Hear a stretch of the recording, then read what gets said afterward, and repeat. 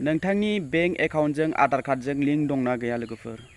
जुदि लिंक गैया अब्ला नोंथाङा सानसे समाव जोबोद भुगिनांगोन, जोबोद खस्थ' मोनगोन, उन दाहा खालामनांगोन, पस्थायनांगोन। मानो होनोब्ला जोङो दा अनलाइननि जुग, इन्टारनेटनि जुग आरो मोनफ्रोमबो बिथिङावनो जोङो खामानि अनलाइननि थ्रुयै खामानि मावोब्ला जोंना फैसानि लेनदेन खामानि मावोब्ला फैसानि लेनदेन नोंथाङा जुगाजुग खालामनो सानोब्ला अनलाइनाव अब्ला नोंथांनि आधार कार्डजों बेंक एकाउन्टजों लिंक थानांगोन, नङाब्ला नोंथाङा बे फैसानि लेनदेनाव फेल जागोन। जेरैहाय हमनानै ला जों माबा मोनसे सरकारनि आसनि मोननो गोनांब्लाबो, माबा मोनसे रां हाबनो गोनांब्लाबो जोंहा आधार कार्डजों आरो बेंक एकाउन्टजों जुगाजुग एबा लिंक थाथारनांगौ जाहैयो।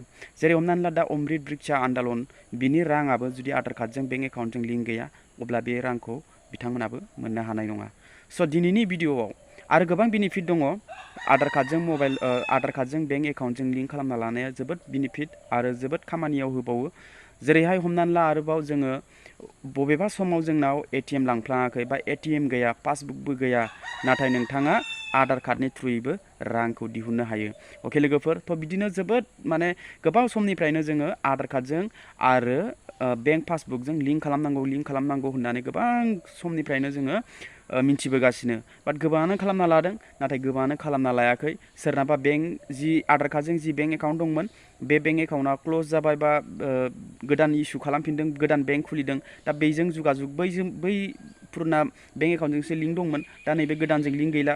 अब्ला नोंथाङा बे भिडिअनि गेजेरजों माबोरैहाय चेक खालामगोन नोंथांनि आधार स्टेटासखौ, जे नोंथांनि आधार कार्डआ बबे बेंकजों लिंक दं बा गैया। अब्ला बोरै चेक खालामगोन बे भिडिअनि गेजेरजों आं खिन्थागोन आरो बेखौबो खिन्थागोन जुदि लिंक गैयाब्ला नोंथाङा माबोरैहाय लिंक खालामना लानो हागोन, नोंथाङा मा खामानि मावनांगोन बे भिडिअनि गेजेरजों आं नोंथांमोननो खिन्थालांगासिनो। अब्ला भिडिअखौ फार्स्टनिफ्राय लानानै जोबजासे नायलांगोन होननानै आं आसा खालामबाय। अब्ला भिडिअखौ नायलांदो। लोगोफोर, आधार कार्डजों बेंक एकाउन्टजों लिंक दंना गैया बे स्टेटासखौ चेक खालामनो थाखाय सिगां नोंथांनि आधार कार्डजों मबाइल नाम्बारजों लिंक थाग्रोनांगोन। आरो नोंथाङा जुदि आधार कार्डजों मबाइल नाम्बारजों लिंक खालामनानै लायाखै अब्ला CSC सेन्टाराव थांनानै नोंथाङा लिंक खालामनानै लाग्रोनांगोन।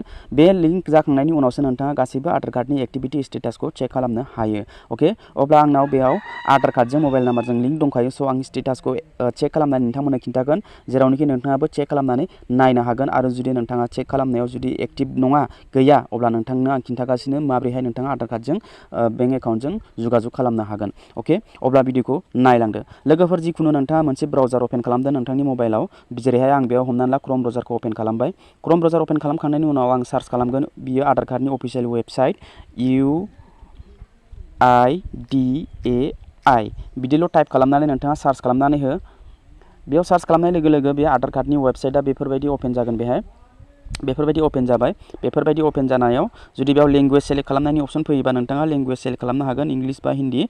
स' बेफोरबायदि इन्टारफेस फैबाय। ओमफ्राय फार्स्ट नाम्बारावनो दङ आपडेट आधार, ओमफ्राय सेकेन्डआव दङ गेट आधार, ओमफ्राय थार्डआव दङ आधार सार्भिसेस। बे आधार सार्भिसेसाव नोंथाङा क्लिक खालामनांगोन। बेहाय थार्ड अपसनाव बे आधार सार्भिसेसाव क्लिक खालामबाय। क्लिक खालामखांनायनि उनाव बेफोरबायदि इन्टारफेस फैगोन। बिनिफ्राय गाहायाव फैनांगोन। गाहायाव फैनानै बयनिख्रुइ गाहायनि सेकेन्ड अपसनाव नोंथाङा मोनगोन बेयाव आधार लिंकिं स्टेटास। बे आधार लिंकिं स्टेटासाव नोंथाङा बेयाव क्लिक खालामना होनांगोन। बेयाव क्लिक खालामनाय लोगो लोगो बेफोरबायदि इन्टारफेस फैबावगोन, जेरावनोखि जोंखौ लगइन खालामनो थिनदों। बेयाव लगइननि अपसनाव नोंथाङा खनसे क्लिक खालामना होबावनांगोन, जेरावनोखि जोंहा बेयाव आधार कार्डनि नाम्बारखौ होनांगौ। स' आं बेयाव आधार कार्डनि नाम्बारखौ फिल खालामनि। बेयाव आधार कार्डनि नाम्बारखौ आं बेयाव फिल खालामबाय। बिनिफ्राय नैबे केपचा दंना गोजौआव जि नाम्बार दङ बेखौबो गाहायाव बिदिनो सेम टु सेम होनांगोन। बे इन्टार एबभ केपचा बेयाव क्लिक खालामनानै बे केपचाखौ बेयाव आङो फिल खालामबावनि।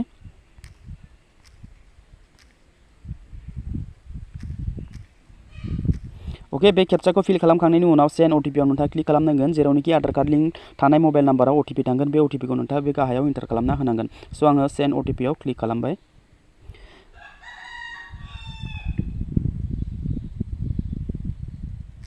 बिनि उनाव OTP फैबाय। बे OTP खौ नोंथाङा फिल खालामना होनांगोन। अके, बेयाव OTP खौ एन्टार खालामबाय। बिनि उनाव लगइनआव क्लिक खालामना होनांगोन। बेहाय लगइनआव क्लिक खालामगोन। लगइनआव क्लिक खालामनाय लोगो लोगो नोंथाङा बेयाव गाहायाव सिलेक्ट खालामनांगोन। नोंथांनि गाहायाव फैनांगोन नोंथाङा। ओमफ्राय गाहायाव फैनानै बेयाव बेंक सिडिं स्टेटास बेयाव नोंथाङा क्लिक खालामनांगोन, जेरावनोखि नोंथाङा बेयाव मिन्थिगोन जे नोंथांनि बेंकजों लिंक दंना गैया। स' बेंक सिडिं स्टेटासाव आं क्लिक खालामगोन। बेहाय नोंथाङाबो बेफोरबायदिनो खालामबानो जाबाय। क्लिक खालामनाय लोगो लोगो बेफोरबायदि पेज गेवगोन।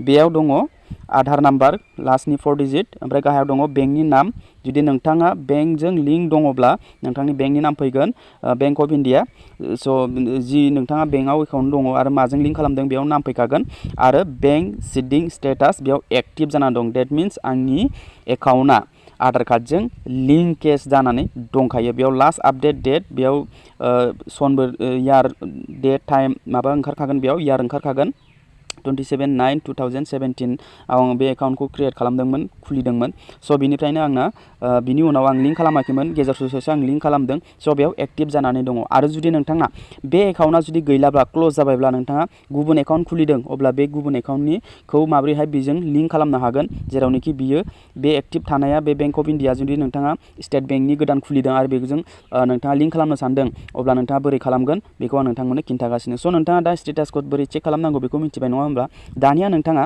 जुदि नोंथाङा एक्टिभ गैया आधार कार्डजों आरो बेंक पासबुकजों लिंक गैया अब्ला नोंथाङा मा खालामनांगोन लोगोफोर नोंथाङा खाथिनि बबेबा नोंथांनि ब्रान्च CSP सेन्टार बेयाव थांनानै बेयाव मोनसे फर्म मोनगोन बे जेरावनोखि नोंथाङा नोंथांनि एकाउन्ट नाम्बार ओमफ्राय आधार कार्डनि जेरक्स खालामनानै बे फर्मजों लोगोसे बे फर्मखौ गावसोरनो फिलआप खालामगोन बा नोंथाङाबो फिलआप खालामनो हायो जोबोद इजि स' बेयाव नोंथाङा बे फर्मजों लोगोसे नोंथाङा बे नोंथांनि खाथिनि ब्रान्चआव नङाब्लाबो नोंथाङा खाथिनि CSP सेन्टार बेयाव थांनानै बे फर्मखौ होनांगोन आरो बे फर्मखौ होनानै जेब्ला बे CSPनि कर्मचारिया जुदि थाबैनो बै ब्रान्चसिम दैथायहरो अब्ला थाबैनो नोंथांनि बेंक एकाउन्टआ आधार कार्डजों लिंक जागोन स' लोगोफोर नोंथाङा गावनो मबाइलजोंनो आधार कार्डजों बे एकाउन्टजों लिंक खालामनो हाया नोंथाङा ब्रान्चआव थांनांगोन नङाब्ला नोंथाङा खाथिनि CSP सेन्टाराव थांनानै बेफोरबायदि फर्म मोनगोन बे फर्मजों लोगोसे नोंथाङा नोंथांनि बेंक पासबुक आरो आधार कार्डखौ जेरक्स खालामनानै होनांगोन अब्लानो नोंथांनि माबाखौ बेंक पासबुकखौ आधार कार्डजों लिंक खालामनानै